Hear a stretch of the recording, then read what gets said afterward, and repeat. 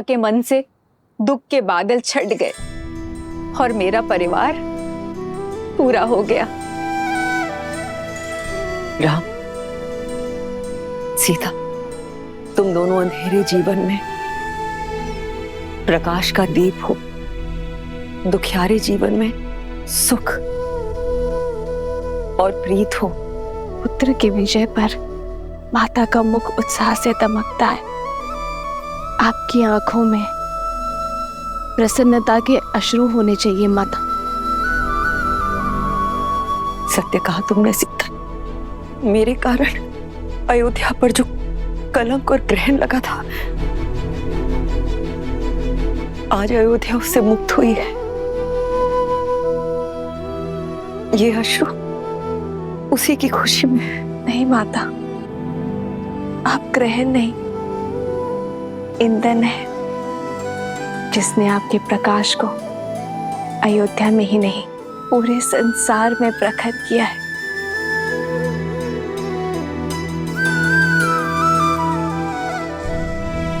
भरत भैया, सबके मन हल्के हो गए हैं। अब आप भी अपने मन का भार उतार दीजिए। नियति के लेख का दंश माता को मत दीजिए भैया, क्षमा कर दीजिए उन्हें।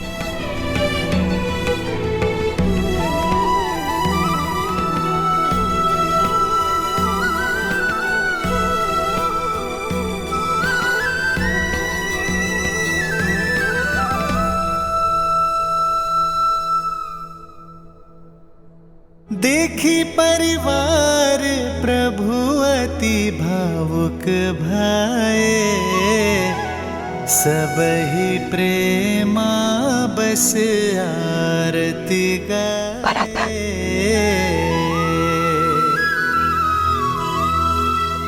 आगे सिया रामा सुख पाए, मनहु मोह माया मिटाए।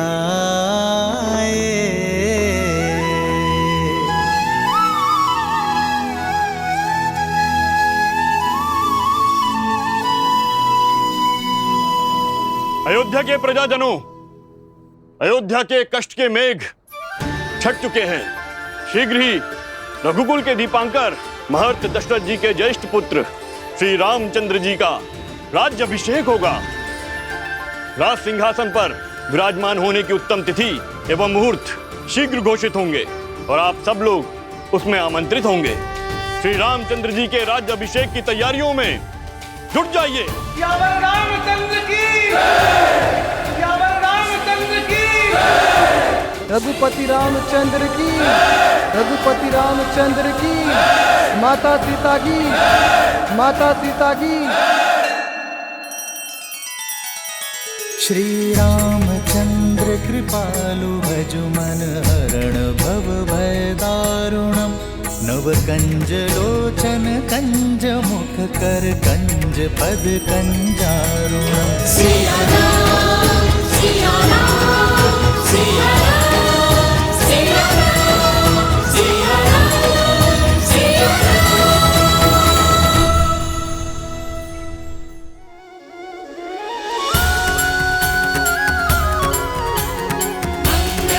जय श्री राम, जय श्री राम, जय श्री राम, जय श्री राम।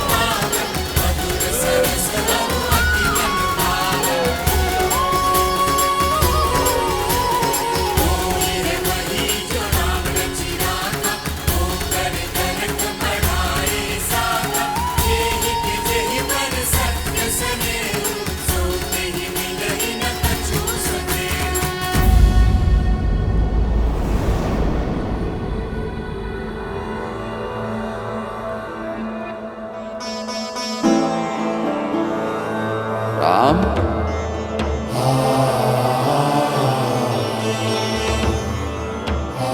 राम,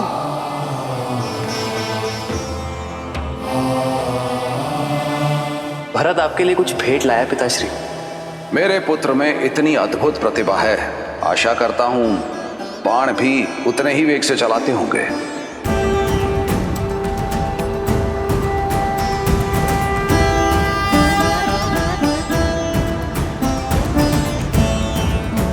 आपका राम लौटा है पिताश्री, अपना दायित्व पूर्ण करके। किंतु आज आपके सामने रावण का वध करने वाला योद्धा नहीं खड़ा है, अपने पिता की आज्ञा का पालन कर लौटा पुत्र खड़ा है।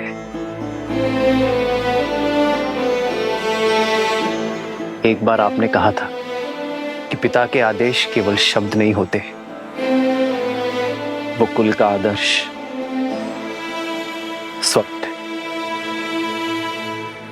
यश, प्रतिष्ठा और सम्मान की धुरी होते हैं। आपने सत्य कहा था पिताश्री। इस यात्रा में मैंने जाना कि एक पुत्र पिता की संपत्ति, धनराज्य सब अर्जित कर सकता है, किंतु अमूल्य भेंट, वो विश्वास, वो मूल्य है जिन्हें उसके पूर्वजों ने स्थापित किया और पिता ने प्रमाणित किया। रघुकुल रीत सदा चली आई, प्राण जाए पर वचन न जाए। ओ रघुकुल रीत सदा चली आई, प्राण जाए पर वचन न जाई।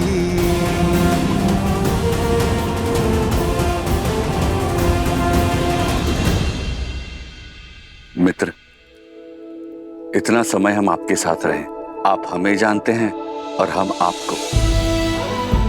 किष्किंधा वासियों के मन में इच्छा है कि हमें भी अयोध्या देखने का, जानने का सौभाग्य मिले। हाँ प्रभु, हम सबने अयोध्या के बारे में बहुत सुना है और अब प्रभु जानना चाहते हैं। अवश्य हनुमान, कुछ क्षण आप सभी विश्राम कर लीजिए, मैं स्वयं आप दोनों को अयोध्या भ्रमण के लिए ले जाऊंगा।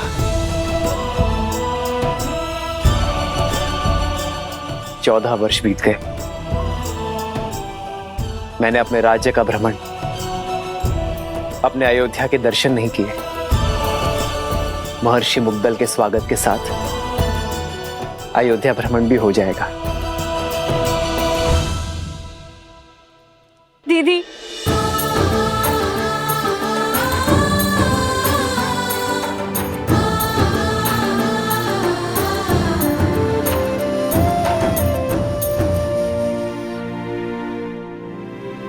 मुझे उर्मिला से मिलना है।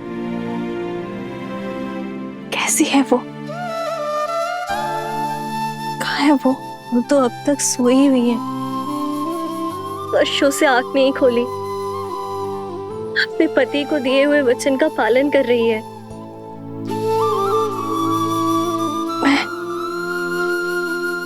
मैं देखना चाहती हूँ उसे, अभी इसी क्षण। मुझे ले चलो उसके पास। हाँ। रुक जाओ सीते,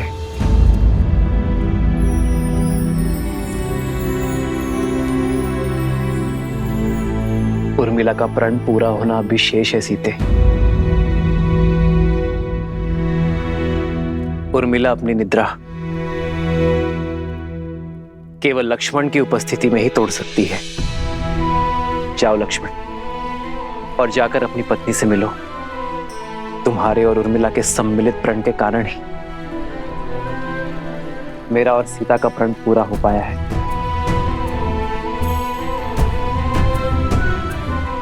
उर्मिला ने महल में रहकर इस घोर निद्रा का दंश भोगा है, किंतु अब सेवा और संकट का समय समाप्त हुआ मेरे भाई। अब तुम्हारा प्रथम कर्तव्य अपनी गृहस्थी संभालना है।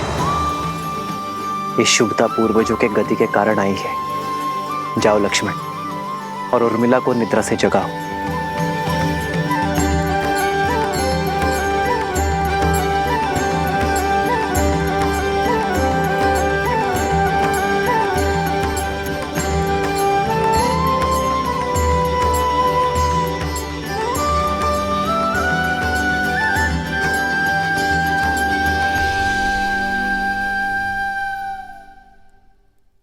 14 वर्ष तक मैं आपकी नींद लेती रहूंगी ताकि आप 14 वर्ष तक बिना सोए अपना धर्म निभा सके।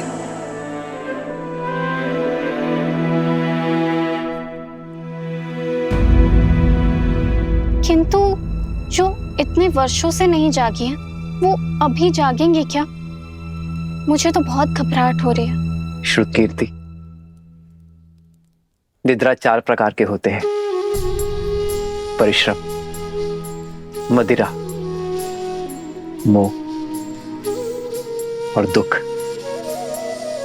परिश्रम से आई निद्रा सूर्य के प्रकाश से खुलती है। मदिरा से ऐसी निद्रा आती है जो चेतना के जागने से खुलती है। मोह की निद्रा ज्ञान प्राप्ति से खुलती है। और दुख से आई निद्रा मृत्यु का कारण बनती है।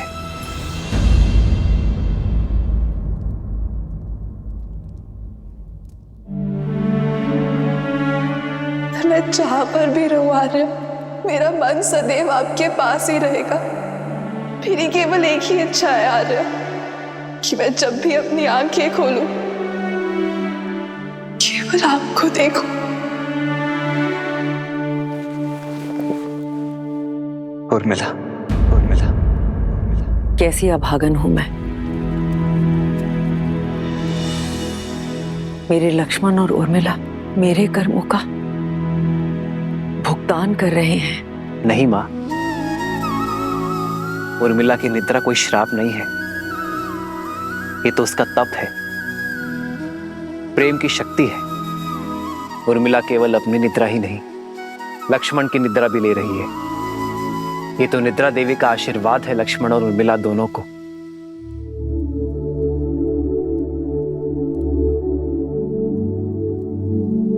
देखिएगा मां, लक्ष्मण के बुलाते ही उर्मिला अपनी निद्रा से जाग जाएगी।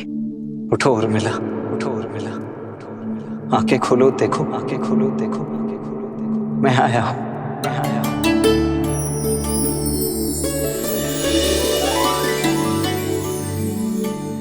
आर्य, आप, हे महादेव, आपके वनवास के प्रस्थान का समय हो गया। आपके प्रस्थान हेतु सहायता करने के बजाय अपनी निद्रा पूरी कर रही थी। क्षमा कीजिए आर्य। कैसी क्षमा उर्मिला, अब किसी को कहीं नहीं जाना है। पर पिताश्री का वचन और राम भैया का प्रण पूरा हुआ उर्मिला। भैया का भी और तुम्हारा भी। अब एक प्रण मेरा है। जहां भी रहूंगा सदा तुम्हारे साथ रहूंगा। तुम्हारे प्रेम के सबल ने मुझे बहुत बल दिया है उर्मिला। इसके लिए बहुत बहुत धन्यवाद, कोटि कोटि धन्यवाद। क्या आप सच में 14 वर्ष तक अपलक जिए, बिना निद्रा के निकाल लिए? तुमने भी तो यहाँ 14 वर्षों तक बिना भोजन के बिताए हैं उर्मिला। तुम्हारी निद्रा ने मेरी थकान को हर लिया और मेरे भोजन ने तुम्हारे शरीर को पोषण दिया। दाम्पत्य जीवन का ये आदर्श, यही तो भैया ने हमारे माध्यम से संपूर्ण संसार को दिया है कि पति पत्नी दोनों एक दूसरे के पूरक होते हैं, जीवन के भी, प्राणों के भी और समर्पण के भी। और तुम्हारे समर्पण का तो कोई मूल्य ही नहीं है उर्मिला।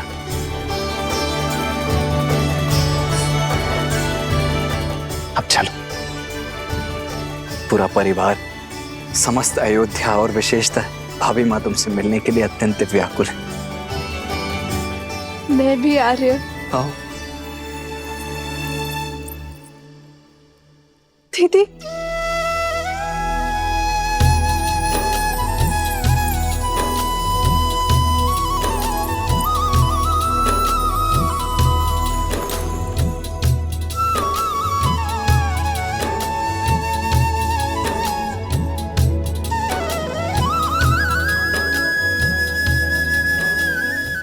से लेकर आज तक मेरे हर निर्णय, हर कार्य में साथ दिया है तुमने। और आप मेरे और मेरे पति के लिए, इस रघुवंश के लिए लक्ष्मण भैया को हमारे साथ भेज, एकांत का दंश भी झेल लिया तुमने।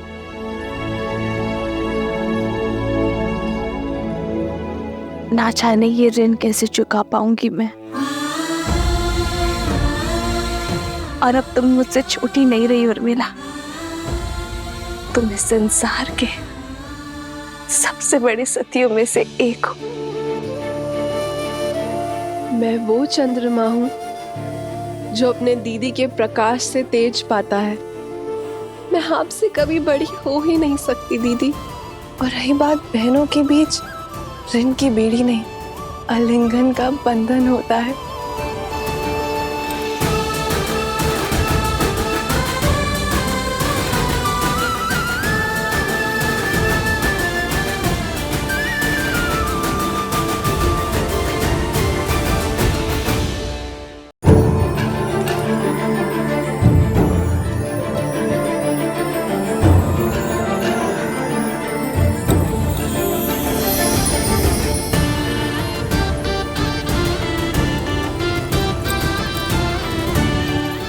बहुत प्यारा लग रहा है।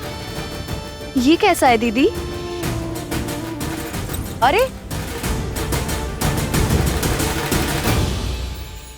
तुम सब यूं ही अब तक बातें कर रही हो। ऋषि मुद्गल के स्वागत की तैयारियां करनी है, वो आते ही होंगे। जी माता, वर्षों बाद बहनों से मिली तो कुछ स्मरण नहीं आया। मैं समझ सकती, जो पीड़ा तुम सबने भोगी है वो मेरे कारण ही तो है। नहीं माता, जितना कष्ट हमने सहा उससे कहीं अधिक आपने सहा। और शारीरिक कष्ट से कहीं अधिक मानसिक कष्ट होता है माता।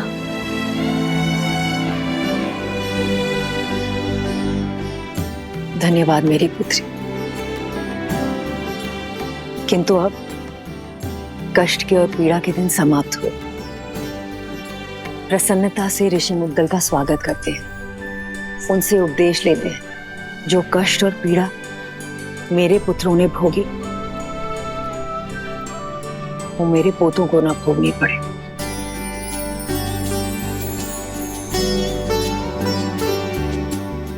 और अब तो केवल इसी समाचार की प्रतीक्षा है कि कब मुझे ये बताया जाए कि मैं मां से दादी बनने वाली।